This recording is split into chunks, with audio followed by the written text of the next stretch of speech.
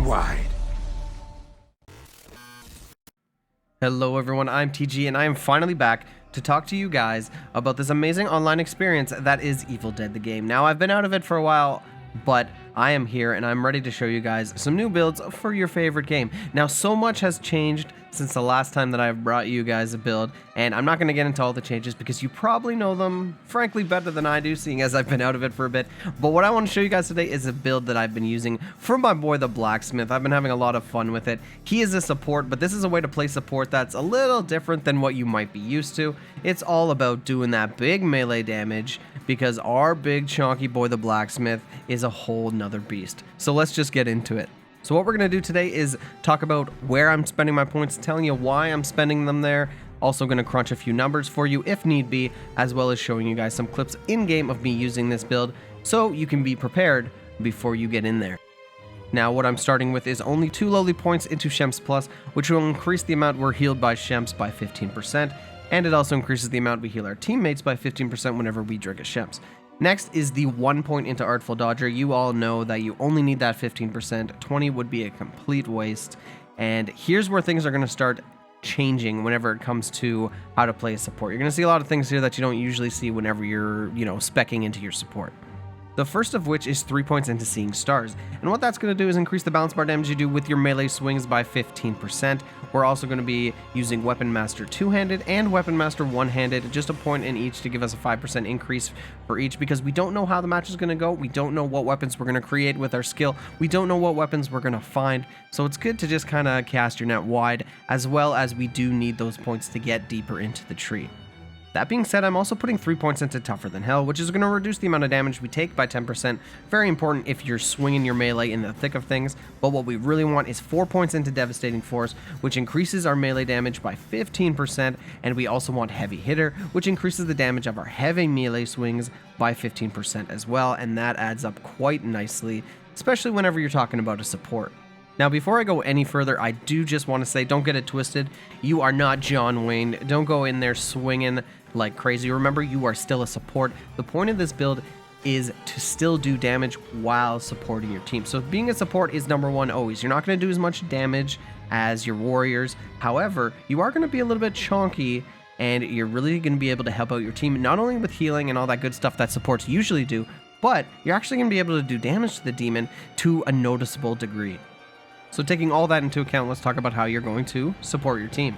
1 point into First Aid is going to increase the amount that you heal allies whenever you resuscitate them by 15%, and Deep Pocket Shems means that you can carry an extra Shems Cola, which is great for any support, of course, but you also want Packing Pop.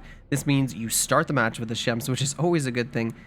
And lastly, you want 4 points into Industrial Strength. This is going to increase your maximum health by 25%.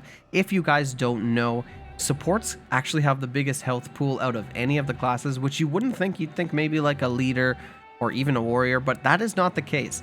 You can get a 25% increase to your health, so keep that in mind. The bigger your health pool is, the more that you're healing your team. And what I mean by that is, since you're using Shems that give a percentage of that heal to your teammates, the higher your total health, the higher your total heal, if you get what I'm saying. Now let's just touch on the Blacksmith's abilities. So first, his active ability is Avenging Anvil. So when activated, the Blacksmith will fuse all metal scraps that you pick up in the match and form a random weapon. The more metal scraps you pick up and the more points that you put into metal scraps with your pink F, the higher the cap and the better the weapon you can get. Now, while cool, this active ability is kind of unique in the sense that it's not very active. Like, you're not going to use it that often. You don't want to save up too many scraps because then you're just kind of, you're not helping your team, or they've already found better weapons, etc. And the weapons that you create are completely random, which means you can actually create weapons that you yourself cannot use, like a chainsaw. So what I like to do is I like to collect as many scraps as possible in the initial map phase, and then create a weapon whenever we get onto an objective for anybody to pick up. And then really, I rarely use it after that unless I really have a garbage weapon and I am hurting, or I've had a lot of time to scavenge. And there's a happy little bar in the bottom right corner that will tell you what your chances are to create a weapon of a certain rarity. So obviously, the more you have, the rarer the weapon, and the longer you want to wait because you want that rare weapon. However, keep in mind, it's not always going to go that way, and all in all, not the best active ability. Next is a little more straightforward, Weapon Master Melee, which means you have a faster attack speed, deal more damage and balance bar damage, and dismemberment damage with melee weapons, but you can't use ranged weapons. No big problem there, it's actually quite nice, and it of course fits into the build that I'm making here.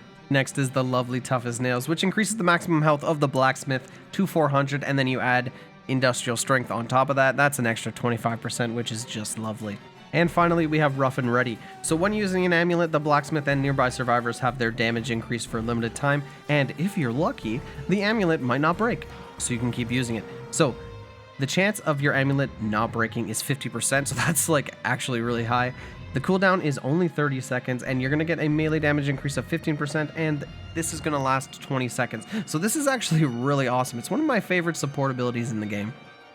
Well, my little powerful vaginas, that is my Blacksmith build. It is super fun. It's a totally unique way to play a support, and if you know anything about me and the channel, you know that I love to play games as uniquely as possible. So I hope you guys give this one a try, and let me know down below what you think, what you would change, why you like it, why you hate it. I want to hear it all. So guys, if you love Evil Dead, stick around the channel because there are some more builds coming very soon, and I hope you guys enjoyed this video. I am TG. If you like what you saw, you know what to do. It feels good to be back. It feels right.